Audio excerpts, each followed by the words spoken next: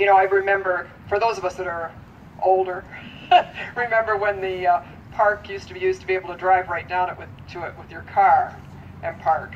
So there's been a lot of changes since then, and of course over the last few years the park has gotten to be tired and needed some improvements. So this is the phase one now, and certainly we're happy to unveil that today, but there's still more to be done in the future, so we're looking forward to the rest of the enhancements that are going to come.